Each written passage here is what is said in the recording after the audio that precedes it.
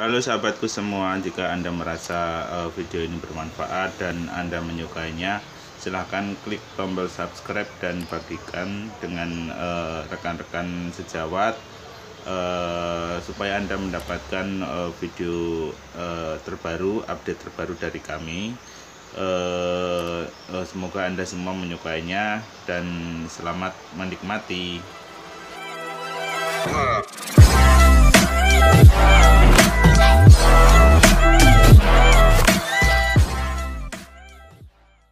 Pemirsa, bagi sebagian orang mewawancarai sejumlah tokoh nasional memang mempunyai tantangan tersendiri. Namun seperti apa ya jika seorang siswi sekolah dasar kelas 5 mewawancarai Gubernur DKI Jakarta Anies Baswedan? Nah, topiknya pun seputar permasalahan pendidikan yang ada di Jakarta. Kita lihat liputan reporter TV One Gina Vita dan juga juru kamera Junaidi Saifuddin.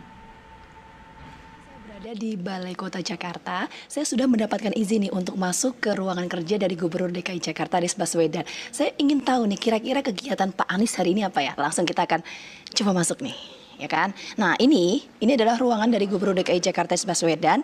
Dan kalau kita lihat ke sini pemirsa, mungkin kameramen bisa memperlihatkan saat ini Pak Gubernur DKI Jakarta Anies Baswedan nampaknya sedang menemui salah seorang siswa SD. Nah ini Pak Anies nih. Pak Anies, saya ganggu dulu nih Pak. Lagi asik ngobrol kayak ini Pak. Baru terima nih Naima, seorang siswa kelas 5 SD. Dia mengirimkan teks ke saya, ingin wawancara, WA. Mau wawancara, terus akhirnya hari ini kita wawancara. Barusan dia, ini tugas sekolahnya dia. Tugas sekolah? Tugas sekolah. Iya Naima ya. Oke. Sekolah soal pendidikan ya tadi. Oke. Tadi ini wawancara soal apa aja Pak Anies? Naima ada yang cerita. Oh, Naima dong. Sinilah Naima. Boleh lah. Jadi saya ada tugas di sekolah saya tentang kualitas edukasi dan saya ingin tahu lebih banyak tentang kualitas edukasi di Indonesia. Apakah semua orang di Indonesia punya akses spesifiknya di Jakarta? Usia 11 tahun, kelas 5 SD Pak. Bisa berpikir atau bisa menulis konsep seperti ini idenya dari mana? Ide saya dari UN, United Nations, dari SDG Goals-nya, Sustainable Development Goals yang UN sudah sediakan. Dan saya ingin tahu juga bahwa di Indonesia itu apakah berlaku tujuan-tujuannya UN. Seperti kualitas edukasi SDG nomor 4. Kalau Pak Anies sendiri nih, ini kan kalau bisa dibilang usia 11 tahun, kelas 5 SD, bisa berpikir se-analytical seperti itu. Bapak melihat potensi dari siswa SD ya, pelajar saat ini seperti apa? Kalau melihat dari sosok Naima? Ya, tentu Naima adalah satu contoh kasus yang baik. Dan tapi pertumbuhan anak itu berbeda-beda dan tidak bisa disamakan. Justru kita harus memberikan ruang yang cukup untuk pertumbuhan yang bervariasi itu. Ada yang pada usia muda sudah tumbuh pesat, ada yang ketika mulai usia belasan tahun baru mulai tumbuh. Lalu minatnya pun berbeda-beda.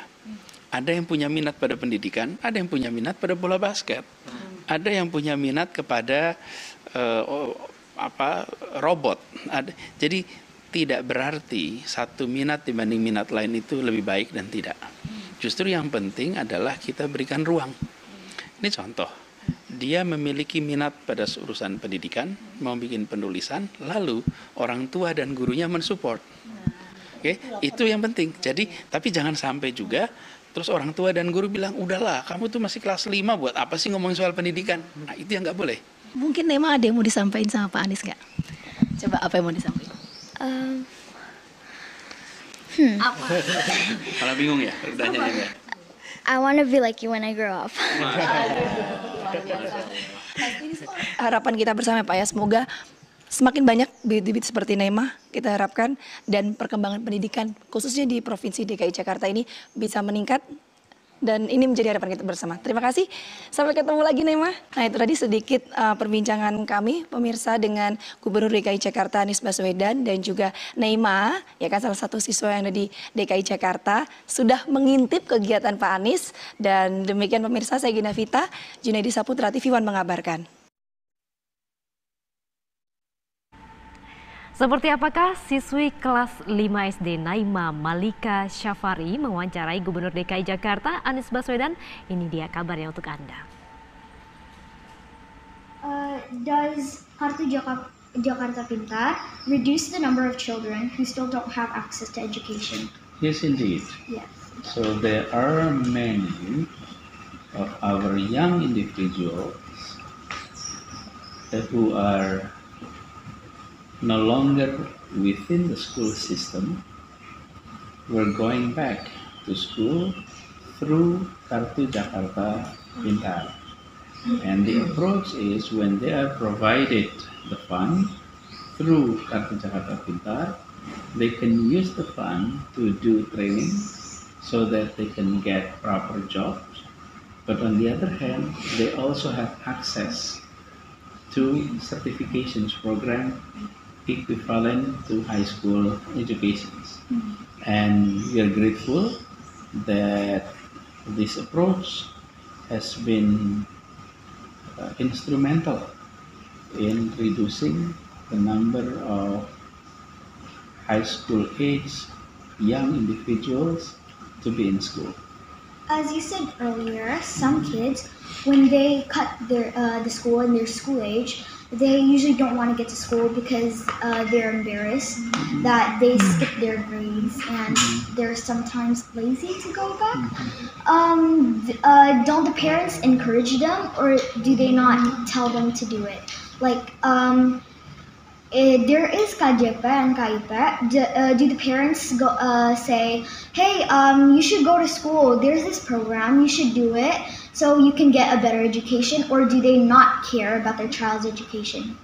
If they don't do the governments actually help them encourage their kids? Do they give them, well, not a punishment, but does the law say that the parents should actually encourage the kids?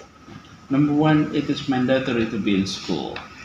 So parents and school leaderships were encouraged to invite anyone who are not within the school system to join education. So because it is mandatory to be in school. Now, on the other hand, some individuals, case by case, have limitations, have restrictions that enable them to easily go to school. Most cases, it's because of economic situations. That's why we intervene by providing financial support. Even if the school is free, the transportations to school sometimes it's not free. The meal for them sometimes it's not free. Expensive. And then we're talking about the uniform, the books, all costly. supporting equipments were often cost quite some to many of them. So our approach is by providing them with financial support so that they don't have to spend anything from their pockets to enable their kids to be in school.